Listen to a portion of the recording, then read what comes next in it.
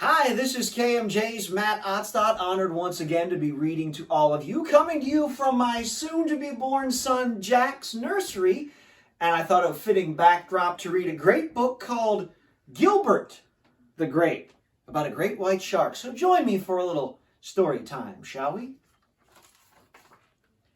From the time Gilbert the Great White Shark was a tiny pup, Raymond the Remora stuck to him like glue.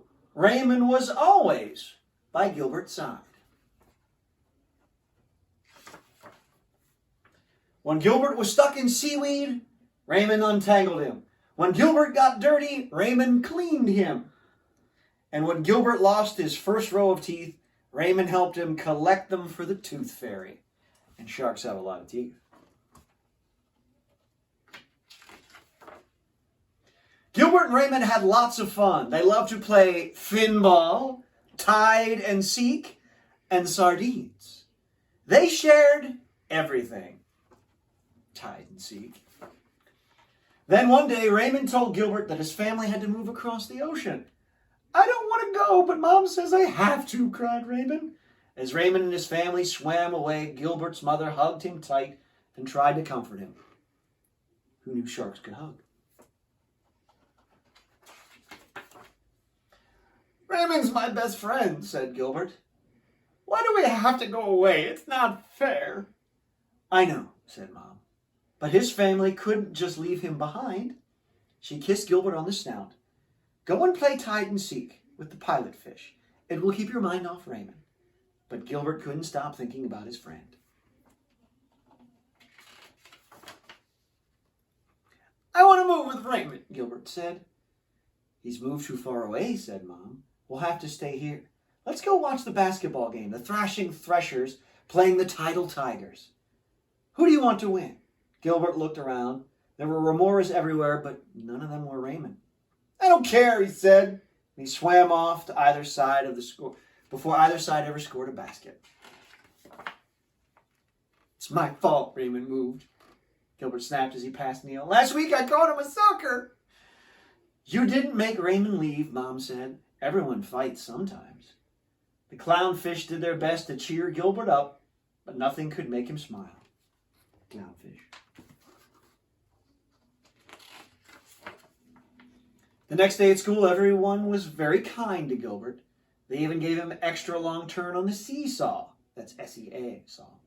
"Cheer up," said Marvin the Mallet. "There are plenty of fish in the sea." "There isn't another Raymond," said Gilbert. Gilbert was still sulking when Mom came to collect him from school. "It's not the same without Raymond," Gilbert pouted. That night, Gilbert cried and cried and cried until the tears mingled with the cold ocean water. Oops, skipping a page. The next morning, Mom took Gilbert gently by the fin and towed him into the shallow water. Rocked by the gentle waves, they gazed out at the seashore and the bright blue sky. "I hope Raymond's new home is as nice as this," said Gilbert. "I'm sure it is," said Mom. "I'm hungry," Gilbert said suddenly. "Well, we'll go to the wreck," said Mom. Gilbert's eyes lit up. They don't usually go to the wreck. Mom didn't like him eating junk food. Get it? Scrunch, munch, crunch, crunch, crunch. Gilbert was biting into a pile of tin cans and bits of old boat. He smelled a small remora crying in the shadows. Gilbert stopped crunching and swam towards her. "What's the matter?" Gilbert asked. "Mom and I had to move and had to leave my shark behind," she sobbed. "Now I don't have any friends." "My remora had to move too," Gilbert said. "I'm so lonely." Gilbert and the remora looked at each other and smiled wobbly smiles. "I'm Gilbert," said Gilbert. "I'm Rita," replied the remora.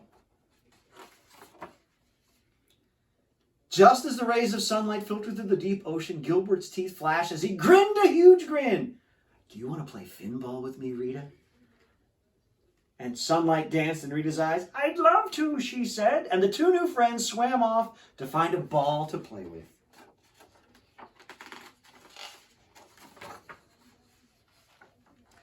The end.